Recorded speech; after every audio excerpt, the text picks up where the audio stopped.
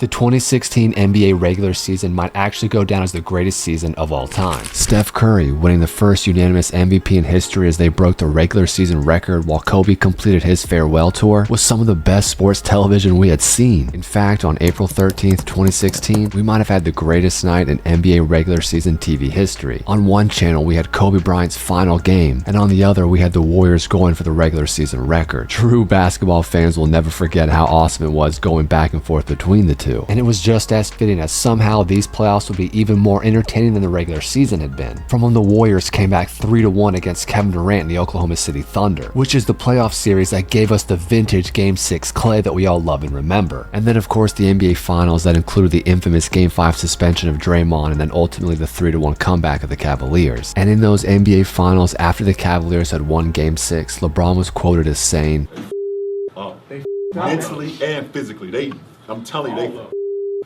And you can even look to that moment in Game 6 where LeBron blocked Steph and had a few choice words to say afterwards. Drink your water. Hit that sub button. The moment was not lost on LeBron. He understood what it meant if he lost another finals. This truly here might be the climax of both their careers. This is why the relationship is so important and it goes so deep. It matters so much in defining the other person's legacy. The results of this series really carried so much weight in how history would remember them. There was maybe no other game in either of their careers which was important to them as that Game 7 back in 2016. Each player truly had the ultimate greatness at their fingertips. LeBron being placed into the GOAT conversation with 3 rings and delivering the greatest championship to Ohio in history, all while doing so coming back from 3-1. Steph needed to put the final stamp on a 73-9 season to avoid the "it don't mean a thing without a ring" meme, but also secure a finals MVP which had eluded him the year before, which would have secured his reputation as the man on this team, which not to mention put his team in position to three-peat, which we know some of the greatest of all time have done. It's such an important piece in building your legacy. And to really understand how emotionally involved these players were in this game, you don't need to look any further than each of these players' shooting percentage, because so much hung in the balance. Steph Curry shot an abysmal 32% from the field and only scored 17 points. And had it not been for Draymond's actually superhuman performance making 6 threes on 75% from deep, the Warriors might have been blown out. And if you remember that game, you remember that behind the back pass from Steph that went out of bounds. That was a great caricature of Game 7 for him. If he makes that pass and it turns into an assist, it becomes one of the greatest highlights, one of the greatest seasons, and one of the greatest final series in history. Steph throwing that ball away is the perfect example of Steph and the Warriors throwing away something absolutely beautiful. But where Steph couldn't impact the game, LeBron could. LeBron only shot 38% from the field, but was able to put up 27 points, securing 11 rebounds, dishing out 11 assists with 2 steals and 3 blocks, including this play which arguably is one of the most iconic NBA moments ever. The one thing that LeBron always had at his disposal was that he had so much physical talent that even if his shot was off, he could impact the game in so many other ways off the boards and on defense. Something that will unfortunately always impact Steph Curry's all-time ranking because of so many that believe there are natural liabilities that come with his size. But at the same time, that's also what makes him so great. His ability to thrive in a league where he's 4 inches shorter and about 50 pounds lighter than everybody else, still be one of the most impactful players of his era.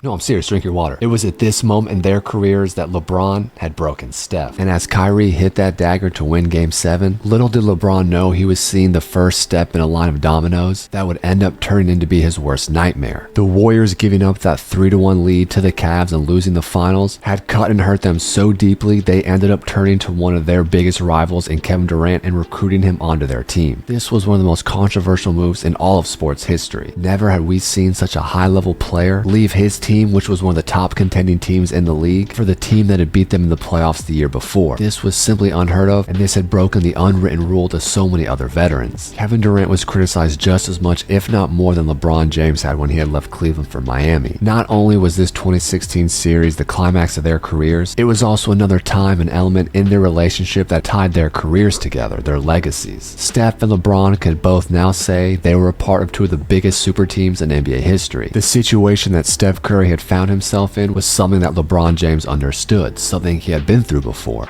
Not 6, not 7, The lie detector determined that was a lie. If there was anybody in the league, any team in the league that could beat this team, it was going to be LeBron James. 2017 was the beginning of one of the most dominant 2-year reigns over the league we'd ever seen. And if it honestly wasn't for a few injuries and a weird late game feud against the Clippers, it may have ended up being near a decade. There are actually a lot of sports fans that should be very grateful for what Draymond did that night, for it was his actions that would ultimately persuade Kevin Durant to leave to Brooklyn.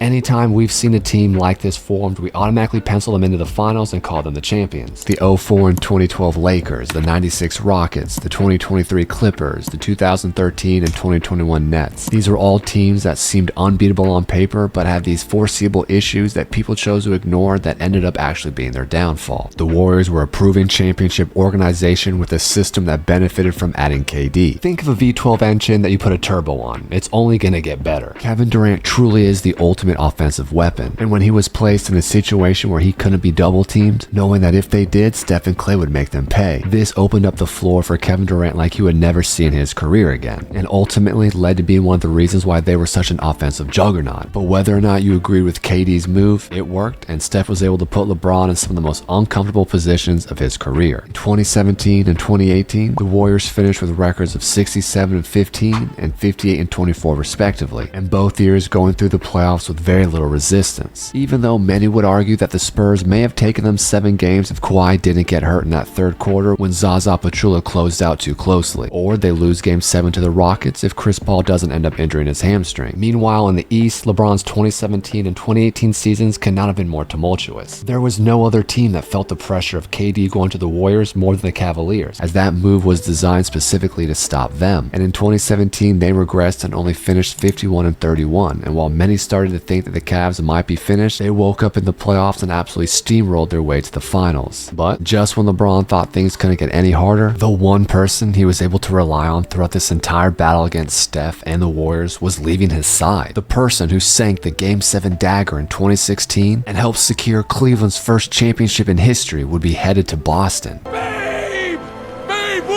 And this came as a shock to everybody, as Kyrie and LeBron had been on top of the basketball world for the last couple years. He really was the Robin to LeBron's Batman, but unfortunately it was that Robin nickname that made him seek validation somewhere else. It was this move by Kyrie that essentially cemented the fact that LeBron would be headed to LA. The Cavs couldn't make the roster changes they needed to truly contend. J.R. Smith took up almost $14 million a year, and with Tristan Thompson taking in about $16.5 million, there just wasn't the flexibility. And with today's crazy contracts, that might not seem like that much, but back in the day, only 10 years ago, that was a massive contract. And to make matters even worse, their performances dipped immediately after 2016 and did not warrant the hit their cap was taking. And this was the worst part about it for LeBron. He had essentially lost Kyrie for nothing. His newest teammate, Isaiah Thomas, might have been coming off a career year there in Boston, but was also coming off a major hip injury which would essentially end his career. Jay Crowder, who was a great role player, coupled with this version of Isaiah Thomas, was literal pennies on the dollar for what they lost in Kyrie. But Kyrie's departure really didn't make a difference between the finals in 2017 and 2018. If you enjoyed this video, think about watching either of these videos that's on the screen. As always, hit that sub button and turn on notifications. Go out there and do something great.